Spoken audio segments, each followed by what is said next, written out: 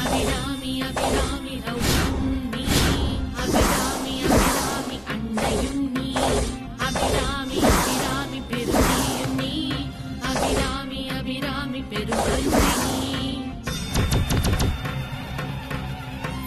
குண்டானை காக்கும் உன் மாங்கல்யம், கொடியவரை அழிக்கும் அது சூடாயுதம். அபிராமி அபிராமி அபிராமி நீ, அபிராமி அபிராமி அவதாரிணி.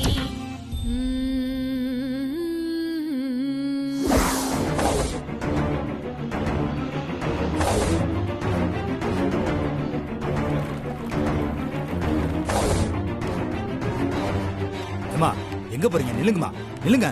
ஏமா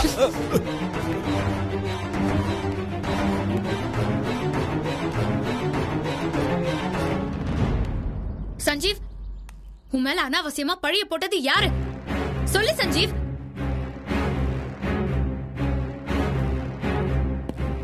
என்ன சஞ்சீவ், மறுபடியும் கம்பெனிக்குள்ள தைரியமா வந்திருக்க? ஒரு நிமிஷம் சார். சொல்லு சஞ்சீவ்.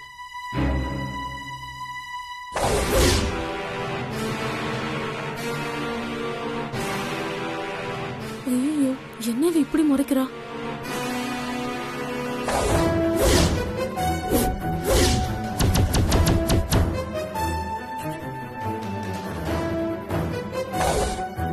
சஞ்சீவ் மேலியா வீண் பழி போடுற? சாவடி.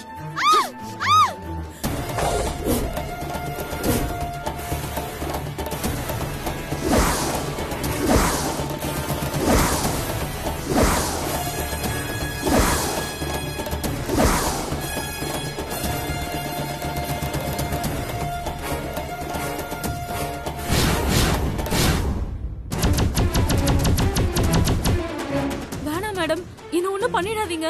நீ வேணும்னு தான் பண்ணிருக்க, எனக்கு நல்லா தெரியும். ஏன் அப்படி பண்ண? நேத்து எல்லார் முன்னாடியும் என் சஞ்சீவ் மேல வீண் பழி போட்டவ நீ. ஆஹா. இப்போ அதே ஆளுங்க முன்னாடி நேத்து நான் சொன்னதெல்லாம் பொய்ன்னு சொல்லி நீ சஞ்சீவ் கிட்ட மன்னிப்பு கேட்கணும். கேட்கலன்னு வை, நான் உன்னை கொன்னே போட்டுருவேன். நேத்து நீ சொன்னதெல்லாம் பொய்ன்னு ஒத்துக்கிட்டு என் சஞ்சீவ் கிட்ட மன்னிப்பு கேள்றி. நான் எதுக்கு மன்னிப்பு கேட்கணும்? நான் எந்த தப்பும் பண்ணல. நான் சொன்னது எல்லாமே உண்மைதான். ஏமா நீங்க கோவப்பட்டு வந்து கேக்குறதுனால உங்க புருஷன் பண்ணது தப்பு இல்லைன்னு ஆயிடுமா? ஏன் சஞ்சீவ் அப்படி செய்யற ஆள் கிடையாது. ஏதோ ஒரு பொண்ணு கிட்ட தப்பா நடந்துக்கிற கீழ்த்தனமான வேலையெல்லாம் ஏன் சஞ்சீவ் செய்ய மாட்டான். எங்க அத்தை சஞ்சீவ் அப்படி வளர்க்கல. ஹேய் சொல்றி, நீ தப்பு பண்ணிட்டு எதுக்கு அந்த பழிய என் சஞ்சீவ் மேல போட்ட? சும்மா மிரட்டாதீங்க. நான் எதுக்கு சஞ்சீவ் சார் மேல பழி போடணும்?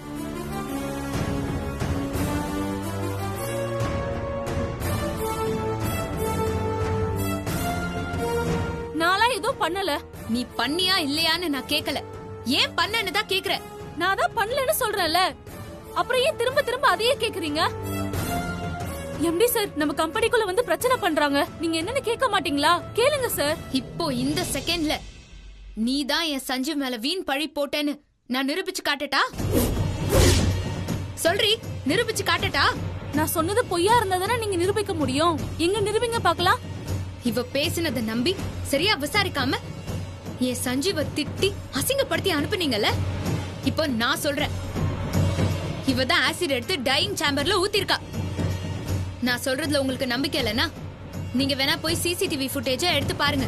அப்போ உண்மை என்னன்னு உங்களுக்கே புரியும்.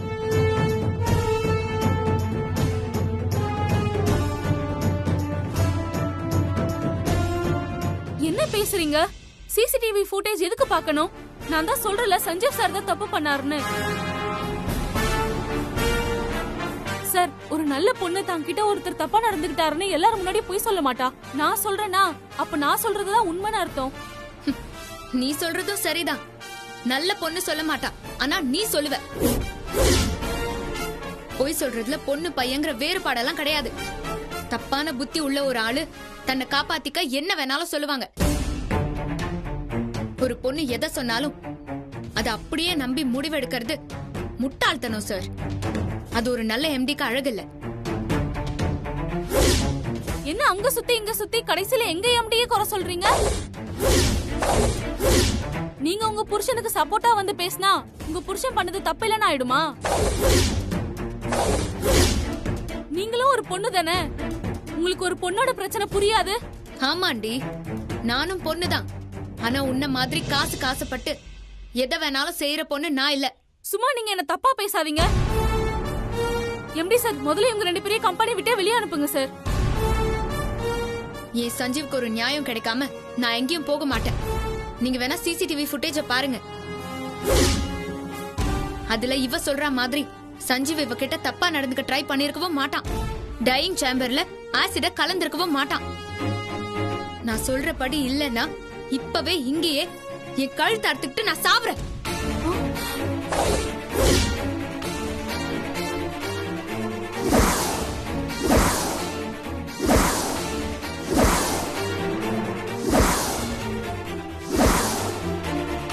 சஞ்சீவ் இவ கிட்ட தப்பா நடந்துக்கலன்னு ப்ரூவ் ஆயிட்டா இவ செத்துருவாளா? ஹே சாவியாடி, உங்க 2 பேர் சண்டையும் கொஞ்சம் நிறுத்துறீங்களா?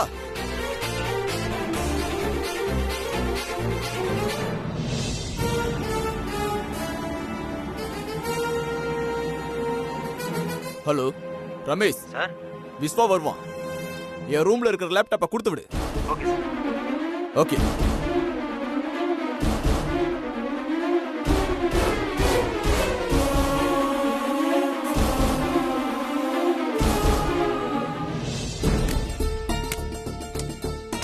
சந்தோஷ், என்னம்மா? அந்த ஹவுஸ் புரோக்கர் கிட்ட இருந்து இன்னும் எந்த பதிலும் சரியா வரல. ஃபோன் பண்ணேன், என்னன்னு கேட்போம். சரிம்மா.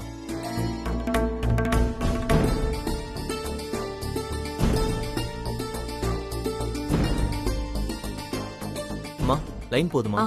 போனை கொடு, நான் பேசுறேன். இந்தாங்க.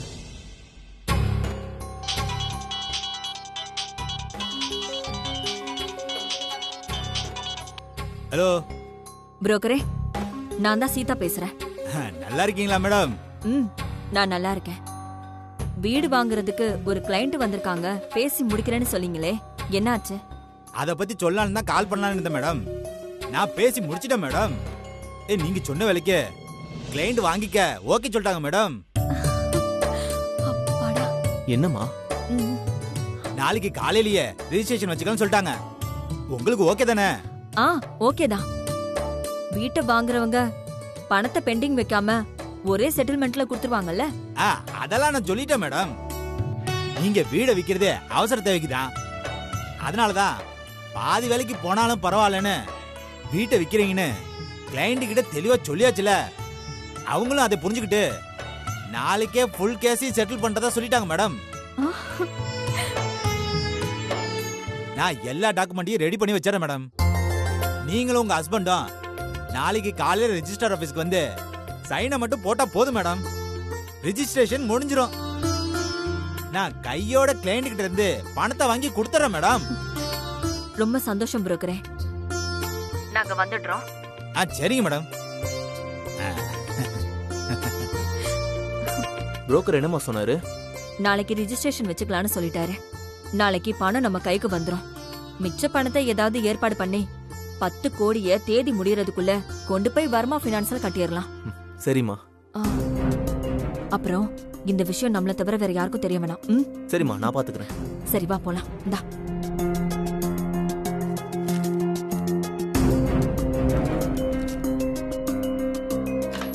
பாப்பா.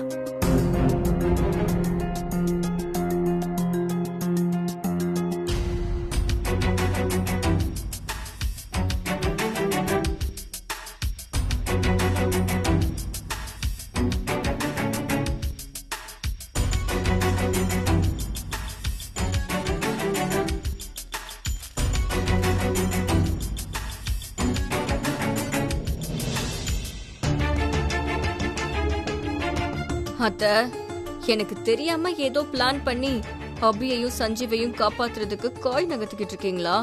நீங்க என்ன ட்ரை பண்ணாலும் நீங்க நினைச்சது நடக்காது. அத நான் நடக்கவும் விட மாட்டேன்.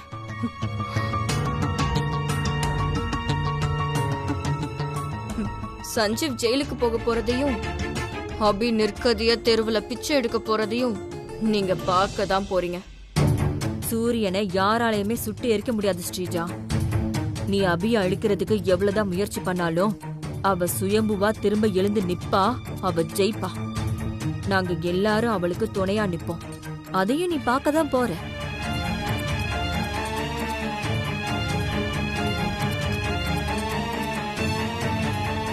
இவ முன்னாடி நாம வெளியில போனா இவ கண்டுபிடிச்சிருவா. பேசாம அப்புறம் போய்க்கலாம். சந்தோஷ், நான் போய் ரெஸ்ட் எடுக்கிறேன். சரிம்மா.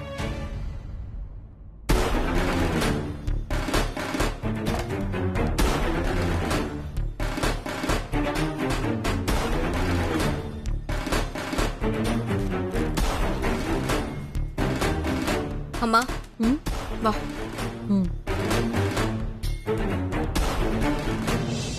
இந்த ஸ்ரீஜாவும் அத்தையும் வீட்டு ரெஜிஸ்ட்ரேஷன் மேட்டர் தெரிஞ்சு ஏதாவது பிரச்சனை பண்ணலாம். அதனால ரெஜிஸ்ட்ரேஷன் முடிகிற வரைக்கும் ஏதாவது பண்ணி இவங்கள லாக் பண்ணணுமே. என்ன பண்ணலாம்?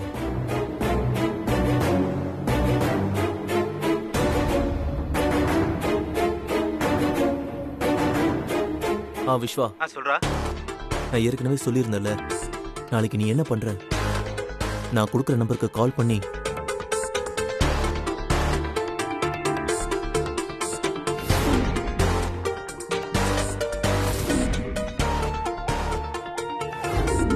நான் சொன்ன மாதிரியே பண்ணிடு. சரியா? ஓகே.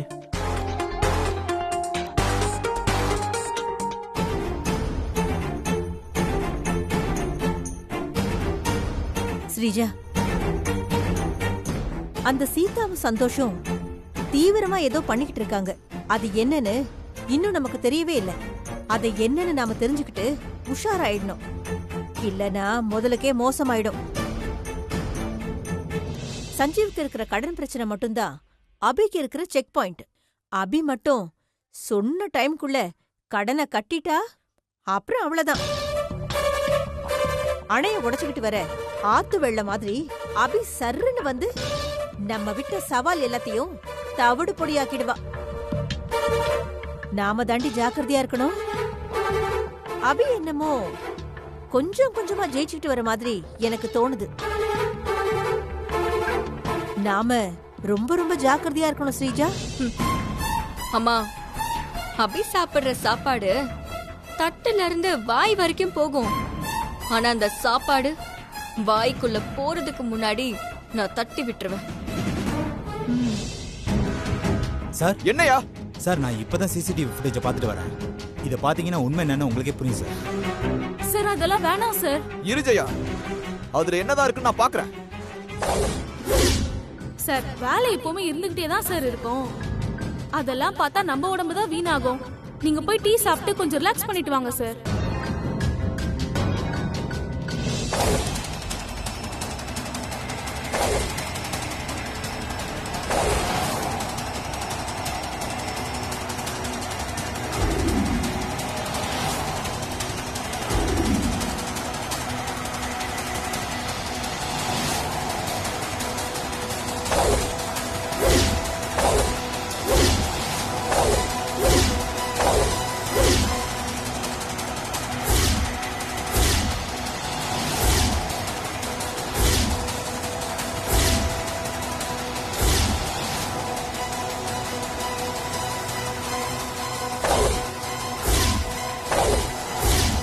இப்ப இங்க இருக்கிற எல்லாருக்கும் நடந்த விஷயம் என்ன, தப்பு என்னன்னு தெரிஞ்சிருக்குமே.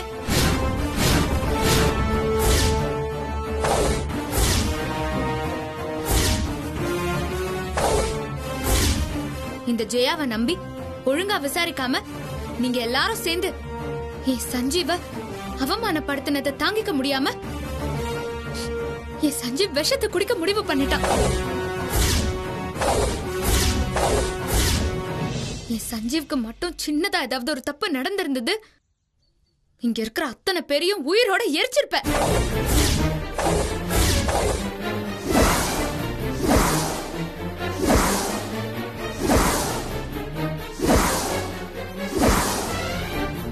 நல்ல வேலை, எனக்காக சஞ்சீவ் பட்ட அவமானத்தை வலி எல்லாத்தையும் தாங்கிக்கிட்டு ரொம்ப பொறுமையா இருந்துட்டான்.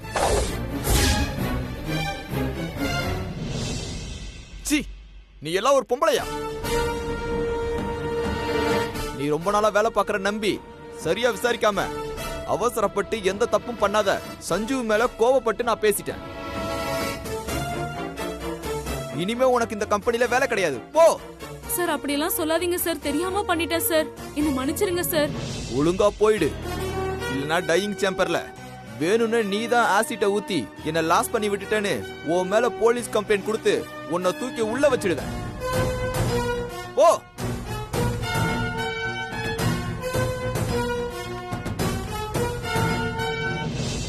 ஐ am extremely sorry Sanju.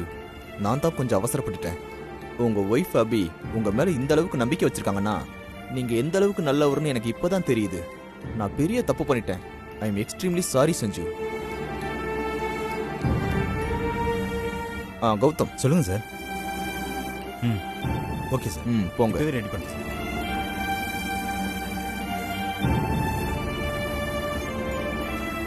Sir. இந்தாங்க சார். மிஸ்டர் சஞ்சு, உங்களை நான் அவசரப்பட்டு திட்டினதுக்கு பரிகாரமா உங்களுக்கு நான் ஒன்று பண்ண போறேன். அதை நீங்க கண்டிப்பா ஏத்துக்கணும். இந்த கவருக்குள்ள உங்களோட அப்பாயின்மெண்ட் ஆர்டர் இருக்கு. ஆக்சுவலா இந்த ஆர்டரை நேத்தே உங்களுக்கு நான் கொடுத்துருக்கணும். ஆனா நேத்து ஜெயாவால நடக்கக்கூடாதெல்லாம் நடந்துருச்சு. சரி, நடந்ததை பத்தி எதுக்கு இனி பேசிக்கிட்டு விடுங்க. இனிமே நடக்க போற விஷயத்தை பத்தி பார்ப்போம்.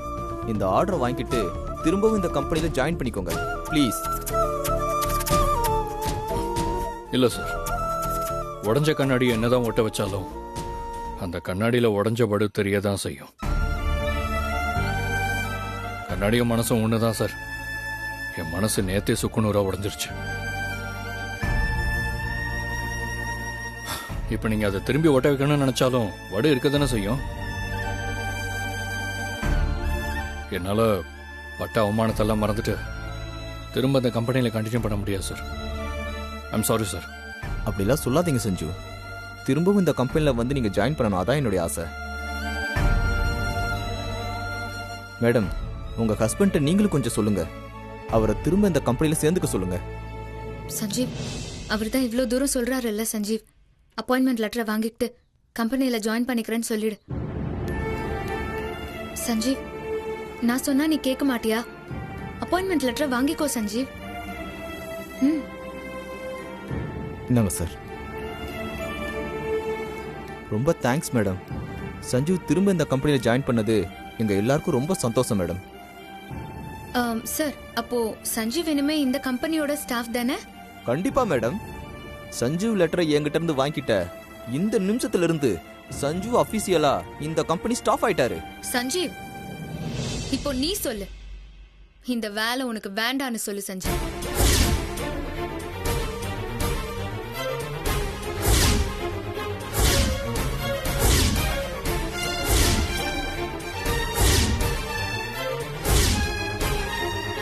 என்ன மேடம் இப்படி சொல்றீங்க? நீங்க அவசரப்பட்டு விசாரிக்காம நடந்தது என்னன்னு தெரிஞ்சுக்காம ஒரு ஆளை அசிங்கப்படுத்தி வெளியே அனுப்புவீங்க. அப்புறம் உங்களுக்கு தேவைன்னா திரும்ப கூப்பிட்டுப்பீங்கல்ல. நாம பேசுற வார்த்தை அடுத்தவங்க மனசை எவ்வளவு கஷ்டப்படுத்தோன்னு அந்த கவலை கொஞ்சம் கூட உங்களுக்கு கிடையாதுல்ல. ஒரு ஆள் உங்க கம்பெனியில வேலை செஞ்சா அவன் என்ன உங்களுக்கு அடிமையா? நீங்க அவங்க கிட்ட என்ன வேணாலும் பேசுவீங்களா? ஒரு ஸ்டாஃப் தான் உழைப்ப போட்டு கஷ்டப்பட்டு உங்களுக்கு லாபத்தை சம்பாதிச்சு கொடுக்கறான். அவ ராத்திரி பகலா கண் முழிச்சு வேலை பாக்குறதுனாலதான் உங்களை மாதிரி முதலாளிங்க எல்லாம் சொகுசா ஏசி காரு பங்களான்னு வாழ்றீங்க. சொல்ல போனா வேலைக்காரன் தாயா உங்களை மாதிரி முதலாளிங்களுக்கு லாபம் சம்பாரிச்சு கொடுக்கற சாமி. அதுக்காக நீங்க சாமிக்கு கொடுக்கற மரியாதைய வேலை செய்யறவங்களுக்கு கொடுங்கன்னு நான் சொல்லல. ஒரு சக மனுஷனுக்கு கொடுக்கற மரியாதைய கொடுங்கன்னு தான் சொல்றேன்.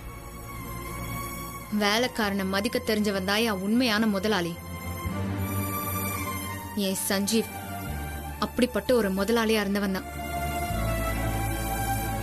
சஞ்சீவ் அவன் கிட்ட வேலை பார்த்தவங்கள எப்பொழுதுமே வேலைக்காரங்களா நினைச்சதே இல்லை. தன்னோட பார்ட்னர்ஸ் மாதிரி தான் அவங்கள பார்த்துட்டு இருந்தான். ஆனா அவனையே நீங்கெல்லாம் சேர்ந்து சஞ்சீவ், குத்தம் சொல்லி உன்னை யாரும் வேலையை விட்டு தூக்க கூடாது. நீயா தான் வேலையை விட்டு வரணும். அதுக்காக தான் உன்கிட்ட அப்பாயின்மெண்ட் கவரை வாங்கிக்க சொன்னேன். இப்போ அப்பாயின்மெண்ட் லெட்டரை கிழிச்சு வீசிட்டு வா, நம்ம போலாம்.